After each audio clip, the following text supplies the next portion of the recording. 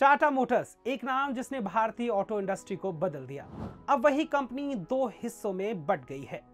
एक company car और electric vehicle बनाएगी, दूसरी ट्रक और बस चलाएगी। लेकिन सवाल है, यह डीमर्जर क्यों हुआ? कैसे निवेशकों को फायदा होगा या नुकसान? नमस्कार, मैं देवव्रत वाजपेयी और आज के बिजनेस नामा एपिसोड में हम समझेंगे टाटा मोटर्स के इस बड़े डीमर्जर का असली मतलब क्या है।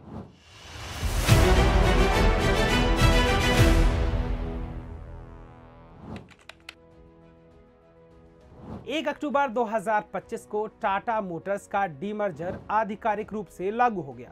अब दो अलग कंपनियां हैं। पहली Tata Motors passenger vehicle limited यानी टीएमपीवी, जो भारत का car business, electric vehicle unit और जैगुआर लैंड रोवर यानी जेएलआर संभालेगी। दूसरी टाटा मोटर्स लिमिटेड यानी टीएमएल, जो ट्रक, बस और कमर्शियल गाड़ियां बनाएंगी। यानी अब टाटा का एक हिस्सा घरेलू बाजार पर फोकस करेगा और दूसरा ग्लोबल लग्जरी ब्रांड्स पर। अगर आपके पास पहले से टाटा मोटर्स के शेयर थे, तो अब आपको नई सीवी कंपनी के एक शेयर के बदले एक नया शेयर मिला है।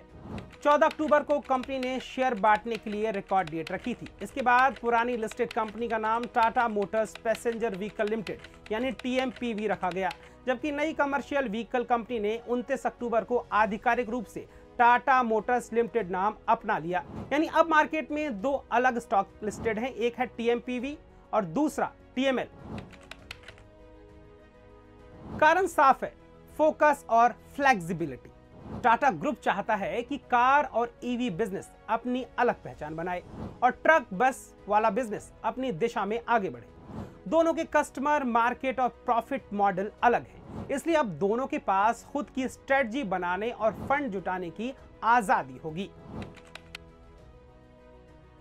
अगर आप लंबे समय के निवेशक हैं, तो अब आपके पास दो एक्सपोजर हैं। पहला है टीएमपीवी, जहां ग्रोथ आएगी जेएलआर और ईवी से, और दूसरा है टीएमएल, कमर्शियल व्हीकल वाला, जो भारत की अर्थव्यवस्था और इंफ्रास्ट्रक्चर ग्रोथ से जुड़ी है। ब्रोकरेज रिपोर्ट्स के मुताबिक टीएमपीवी की 87% कमाई जेएलआर से आती है, जबकि सीवी कंपनी का फोकस भारत का ट्रक और बस बाजार है।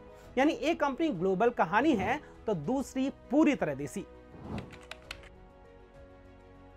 टीएमपीवी आने वाले 5 सालों में 35,000 करोड़ रुपए ईवी टेक्नोलॉजी में निवेश करेगी। रॉयटर्स की रिपोर्ट के मुताबिक टीएमएल विदेशों में अपने ट्रक बिजनेस को बढ़ाने के लिए इवेको का ट्रक और बस कारोबार $4.5 बिलियन में खरीदने जा रही है।